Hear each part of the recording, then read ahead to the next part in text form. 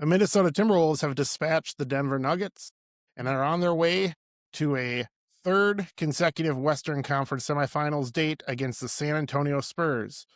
Can the Wolves make it three straight to the Western Conference Finals? We'll find out and preview it today on the Nordic Wolf podcast.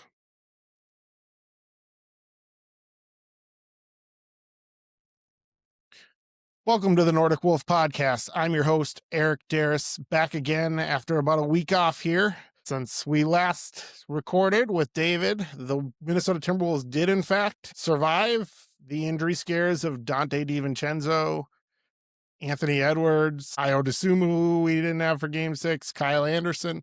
Despite all that, the Timberwolves were able to pull off what many people thought just wasn't going to happen, myself included, with all those injuries. I just didn't see how we were going to be able to overcome those deficits, the points that needed to be scored. But guys like Jaden McDaniels, TJ Shannon, Julius Randle, Rudy Gobert, everybody had their moments.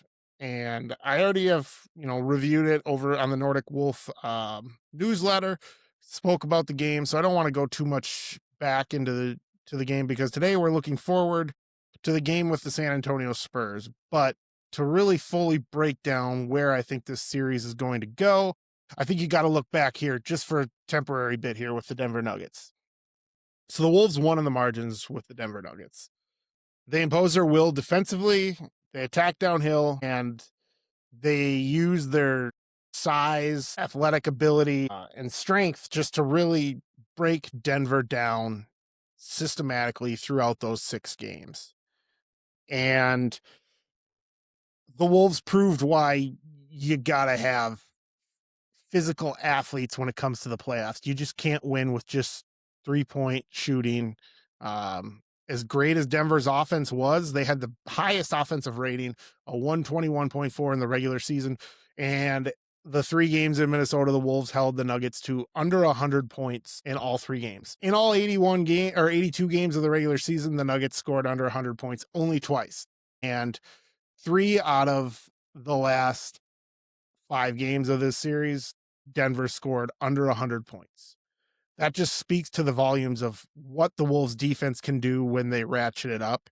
But then offensively, they really just took it to Denver in the paint, especially. I mean, the Wolves, for the last 4 games, or the last 4 games of the series, the Wolves basically put up 112, 112, 113, 110, pretty much all in that one. All their wins were in the 110 to 120 point range. So they were not taking it to Denver. There was no games where it was a 140 to 135 offensive output. And Denver caused some frustrations to the Wolves on the perimeter. They did cause some turnovers, which the Timberwolves are bound to have happen. But the Wolves won this series because of their physicality and size, their ability to get to the rim, and their ability to frustrate Denver's shooters and attack them head on. Ball handlers just driving to the hoop, kicking the ball out for open catch and shoot threes, or else just finishing in the paint because Nikola Jokic cannot rim protect, and Aaron Gordon was basically out for the majority of the series after the first couple of games. And then game 4, he did play. He was ineffective, obviously injured. From the sounds of it, from hearing Denver reporters, he wasn't really near returning or any semblance of that. So that's where the Wolves were able to expose that matchup with the Denver Nuggets. Now, the San Antonio Spurs, pretty much everything that works to defeat the Denver Nuggets is a recipe for disaster against the San Antonio Spurs. And that's what's the beauty of the NBA playoffs. You cannot win every series. Every series is its new story, and matchups make great fights. And with Anthony Edwards healthy, Dante DiVincenzo healthy, I really do think this series would have been a great matchup for the Wolves, because I do think their ability to space teams out, their experience over a team like the Spurs, who are in their first playoff run with this young core, I think the Wolves would really take advantage of that series, and I think they would win it actually pretty easily. And I respect the Spurs. I think they have a great future, and I think they're going to win NBA titles with this core. Wemby's just too good to really not. I mean, if barring any injuries, that team is going to be the future of the Western Conference, in my opinion. But they're gettable right now. The problem that's going to run in for the Wolves is the Wolves are not exactly healthy. So when you're looking at the San Antonio Spurs, so in the regular season, offensive rating 118.8, defensive rating 110.2. So they have the fourth best offense and the third best defense. And I think most people would consider in the regular season they were far and away the second best team in the NBA outside of the Oklahoma City Thunder. And they beat the Thunder 4 out of 5 times. They are a matchup nightmare for the Thunder. So Thunder fans probably cheering for the Wolves, I would say, because of the matchup wise. Their starting 5 is going to be Stephon Castle, De'Aaron Fox, Devin Vassell, Julian Champagnie, and Victor Wembenyama, with their rotation looking like Harrison Barnes, Keldon Johnson, Dylan Harper, Luke Cornett. Ball handler is going to be De'Aaron Fox, Stephon Castle, and Dylan Harper off the bench.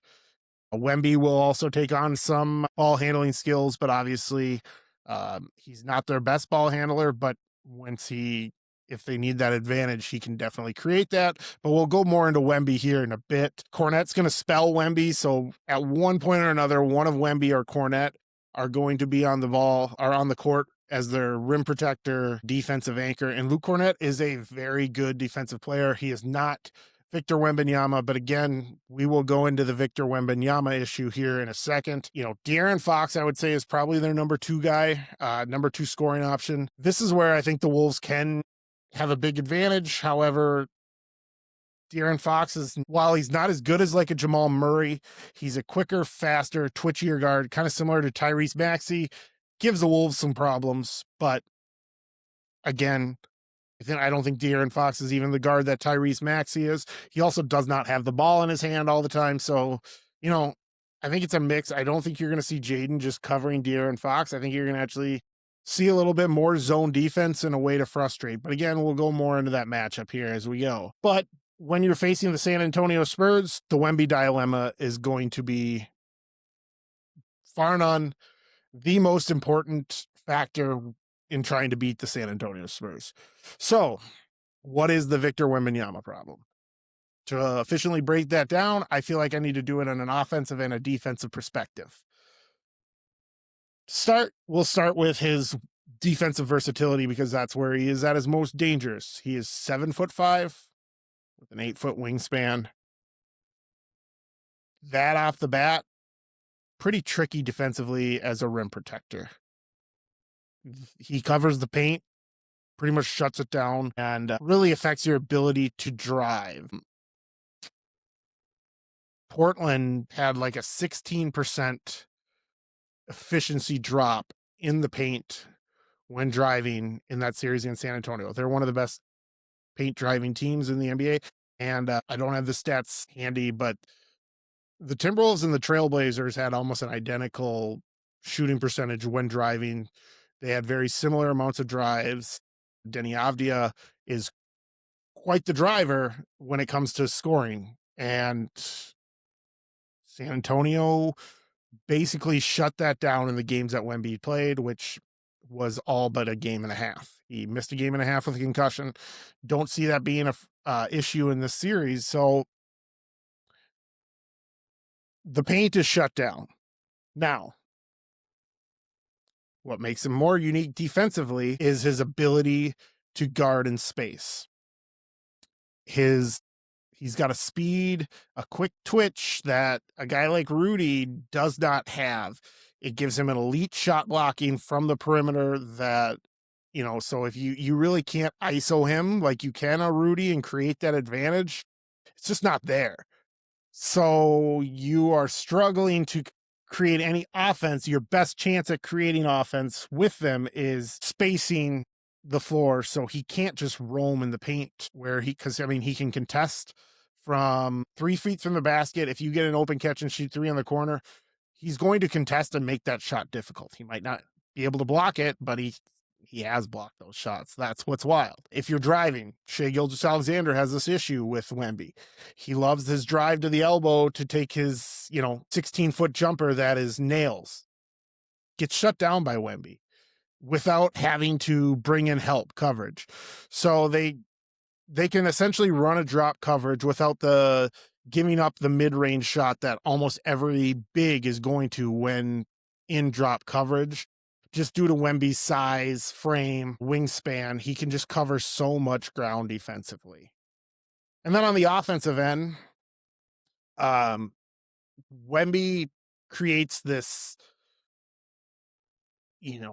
elite finishing ability at the rim. But on top of that, he can be a ball handler.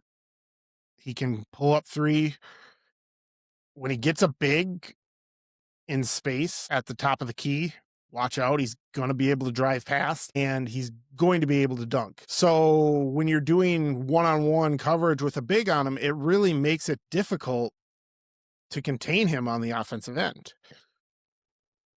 Now, there are ways to beat him. There's not a lot of ways, and nothing is a surefire thing. I liken him to, he's not as good offensively as Nikola Jokic, but he's got a similar skill set of being able to carry the ball, being able to finish the rim, being able to pull up from three. But then he has the defensive ability of Rudy Gobert, and he's probably already better than Rudy Gobert, as he might already be one of the best defensive centers of all time. His trajectory is crazy. There's a reason why his nickname is the Alien. He is a true unicorn in the game of basketball, and he is fantastic to watch. So we have the Wemby dilemma. This is where it gets difficult for the Wolves. What do you do about Rudy Gobert? Because everything I just described, he's a nightmare in the paint. He shuts the paint down on defense. He can, if he's roaming in the middle of the court, it allows him to close out on your open catch and shoot threes. You have no mid-range game. The only way to really effectively take all of that away is you got to get Wemby up on the key because, he's got to be covering a guy up in space. The only way to do that is have 5 guys on the perimeter when you're in the half court. Well, Rudy's no threat to score from that position. So, you can have Rudy up there for screens. Wemby's not going to cover him up there. So it makes it difficult.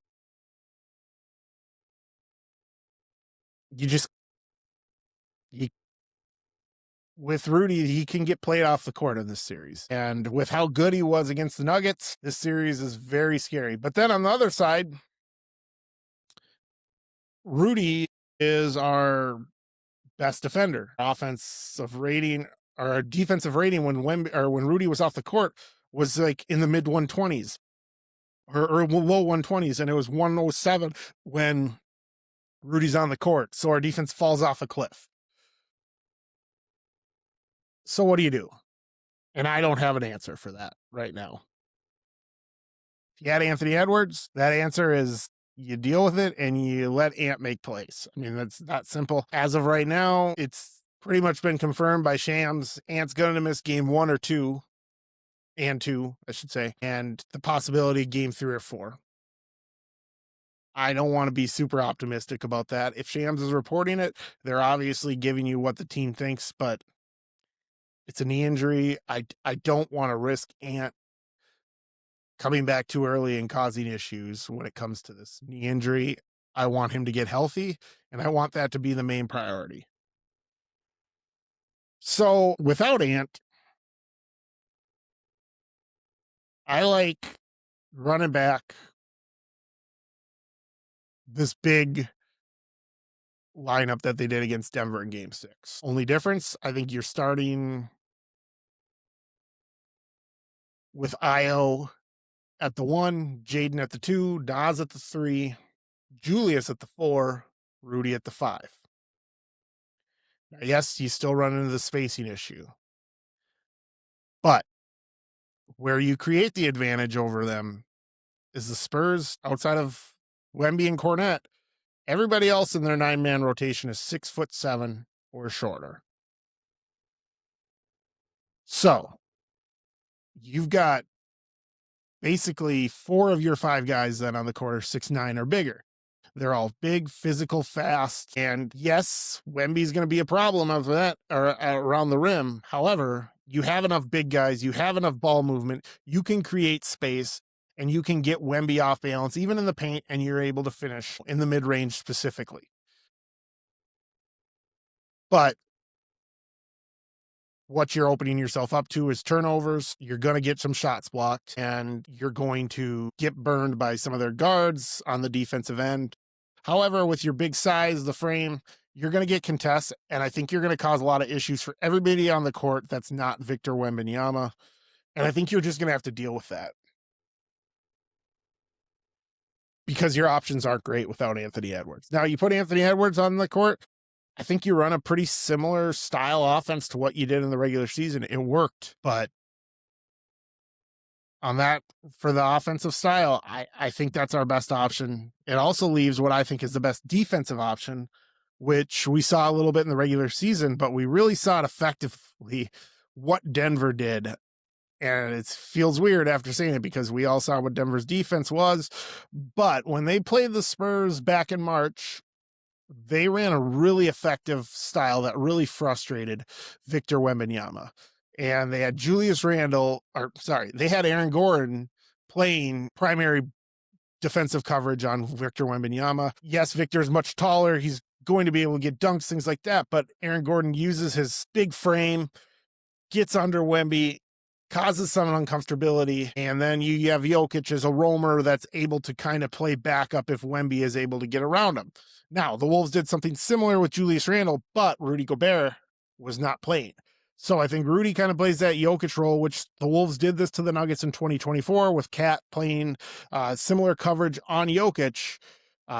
Julius Randle using his smaller frame to kind of get up under Rudy, causing him to get off balance, making it a struggle for him to get off his shots. He can't pull up. And if he gets around you, you have Rudy for a rim protector. He's going to struggle to finish at the rim. Wemby, despite his all-world defense, and he is a great offensive player, is not perfect. He is not the offensive player that Nikola Jokic is. That's his trajectory. But I think we can cause enough issues on Wemby on his offensive end of the floor. And then with your big frames, big bodies, I do think you can score at a clip that can win you a couple of games. But yes, Rudy is going to still struggle in some moments, and we're going to struggle getting some offense going because Wemby is going to theoretically shut down the paint, even with that big lineup. So not a lot of great options. If Anthony Edwards comes back and he's healthy and effective, I think the whole thing changes. Like I said, healthy team, I think the Wolves match up really well against the Spurs because they didn't have anyone that can guard Ant, similar to Denver. But, I mean, what we saw in the Denver series from Anthony Edwards was not all that reassuring for his health. And hopefully this second injury actually will benefit his right knee, but I can't count on that right now. So I think your best way looking forward at this series is from a perspective of you're going to have to do this one without Ant. I think if you get past this one to the Thunder or Thunder Lakers, but let's be serious, then you might be looking at an Ant being relatively healthy, as that one is about 2.5 weeks from kicking off. But for now, this is how we have to look at it.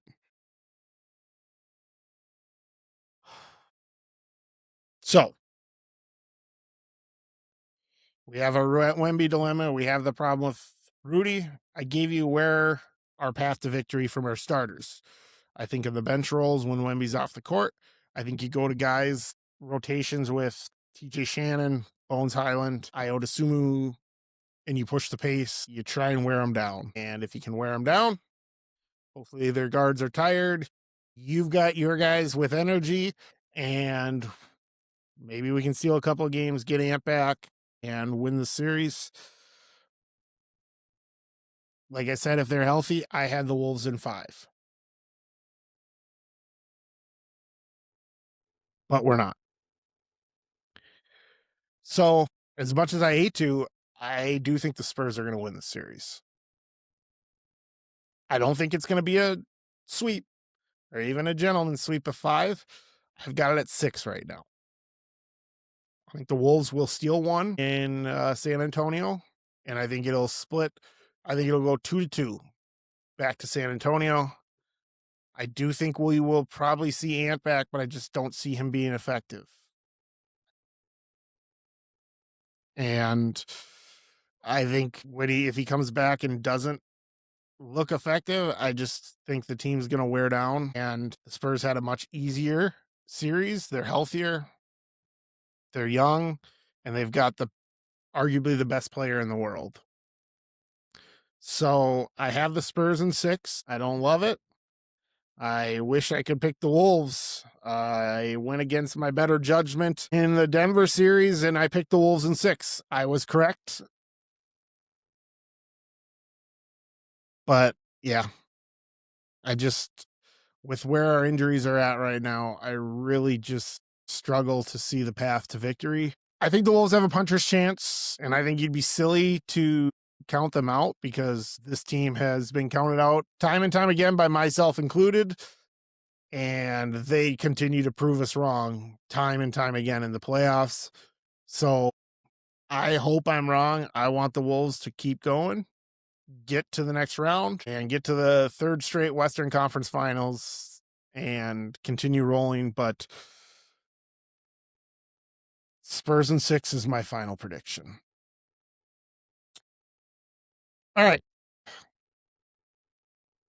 Before we go, I wanted to talk about the other 3 series. So, to start, we'll go in the other Western Conference. The Lakers finished off the Houston Rockets, and that game ended on Friday night, and Lakers closed them out in 6 after going up 3-0. The Rockets made it interesting, won a couple of games in a row before losing and saving the world from having to watch more of the Houston Rockets offense. So I guess thank you to the Los Angeles Lakers for that. Now they run into a buzzsaw. There's no path to victory. Luka's not sounding like he's going to be back for this series. And again, I don't blame him. Why rush him back? Even with Luka, I give the Lakers 1 game at best. Thunder are just on a different level right now. They're so deep. Their rotation is so tough to handle. They can come at you in so many different ways. If a guy's having an off night, there's another guy that will pick up the slack for him. SGA does not have off nights, and the Lakers are old, unathletic team with a lack of ball handlers and shooters against the team that turns over everyone. And they will mentally break you down. They will decompose your offense, especially without ball handlers. We've seen Oklahoma City do this to the Wolves. We saw it last year in the Western Conference Finals, and they're just, I think that's a sweep. I don't think it's particularly close. I just don't think the Lakers do anything good enough to compete with the Thunder. The other series we have set for now, Knicks 76ers, is very interesting. The 76ers knocked off the Boston Celtics last night. Boston Celtics were the overwhelming favorite out of the East to represent the East in the finals. They had a 3-1 lead on the 76ers, and Joel Embiid came back in game 4. They lost game 4, but then they went on to win game 5, game 6, game 7. I don't know what Boston was doing in that series. All they have is 3-point shooting. The 3-point shooting went cool, and the 76ers behind Embiid, which I didn't even like the matchup for Embiid. I thought Boston could space him out, really create problems for Embiid. I thought the 76ers offense typically slows down when Embiid's on the court. It didn't matter. He's just such a force. He was so dominant. He destroyed Nimikata. And, the 76ers are a real threat to the New York Knicks. Their starting lineup with Embiid, Paul George, Tyrese Maxey, VJ Abishcombe and Kelly Oubre is looking fantastic. When Joel Embiid has been healthy, they are one of the best teams in the NBA. And I think we'd be foolish to just say the Knicks are going to win. However, I do really like the Knicks lineup. I think I would have picked the Knicks over the Celtics had they won because of what we've seen, how limited the Celtics offensive game plan is. When it comes to creating offense, all they have is their three-point shooting. And in the playoffs, we're just starting to see teams that rely on the three-point shooting are just wearing down. Their legs are not under them because playoff basketball has become so much more physical, so much harder to create offense. I mean, we just saw the Wolves do this to Denver. Now, the Knicks do provide a lot more levels when it comes to defensive protection. OG Anunoby, Josh Hart, and Mitchell Robinson create real defensive strengths for the Knicks. You can attack them, specifically on Jalen Brunson and Karl Anthony Towns, who are going to be their primary offensive engine for the Knicks. So I don't really know where to go with this one. I think I'll take the Knicks in 7, but I wouldn't be shocked if the Sixers pull this off. I really like Tyrese Maxey, and I've always hated Joel Embiid.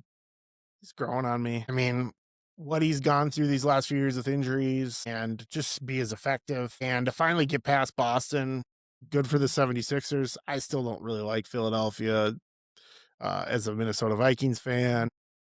That team really bugs me, but yeah, the 76ers are for real. And if they get by the Knicks, I think whoever wins this series is going to represent the East in the finals. And as I'm recording this, the Magic were getting crushed. They were down 14 with 4 minutes left to the Pistons. So my assumption is, well, I guess I can check right now. So let's see. Detroit Pistons are, yep, heading to the semifinals. They dispatched the Magic 116-94. They will face either the Toronto Raptors or the Cleveland Cavaliers. Either way on this matchup, it's tough to predict. I think the Magic were a nightmare matchup defensively for the Pistons. And I think both Toronto and Cavs give Detroit some of their advantages back in terms of Detroit's so big, physical. Problem I have with Detroit is outside of Cade Cunningham, they just don't have consistent shooters. The Cavs, I think I'd take the Cavs in 6 over Detroit just because I think Donovan Mitchell, James Harden, Evan Mobley, on their bench, on Max Strus, they've got enough shooters that I think they're just going to be able to space out Detroit's defense. Detroit's big, physical, but again, they just can't score enough points to keep up with Cleveland. Cleveland's defense is decent enough, so I would take that. And honestly, I think I'm going to go Toronto over Detroit too. I like Scotty Barnes a lot. I think RJ Barrett is an underrated shooter. If Brandon Ingram can be healthy and stay healthy, I just think Toronto provides a problem for Detroit too. There are a lot of great wing drivers that I think will cause issues for Detroit. So, yeah, I think we're going to see the New York Knicks versus the Cleveland Cavaliers would be my best guess in the Eastern Conference Finals. But wouldn't be shocked if it's Toronto. Wouldn't be shocked if it's the 76ers. Either way, I would guess at this point, the 76ers or the Knicks are going to represent the East in the NBA Finals. All right. That's all I got for the show today. Few reminders here. I'm putting together some stuff for Vikings talk, things like that. As we're just deep into the NBA playoffs, it gets really difficult to be able to produce content for podcasts for the Wolves, my newsletter for the Wolves, and then on top of that, doing Vikings stuff. Like I've said in the past, I rely a lot on people that I trust for their draft information. So for the most part, me coming on here and talking about draft picks is going to be mostly regurgitating takes of people that I know and trust, which there's times that I do that. Everybody does, but I really don't have any knowledge of whether players are going to be good or bad outside of the draft just because I don't watch enough college football. I haven't broken down the tape. So there's really not a whole point for me to do a long show breaking down the draft and regurgitating takes. If they're, I would be happy to point you to some people that I trust if you're looking for some draft talk. But for now, we're really going to be focusing in on the Wolves playoff series. When that ends, that's when I'm going to try and kind of break into some more Viking stuff, doing some more research on top of, sticking with the NBA playoffs, but it just allows me more time.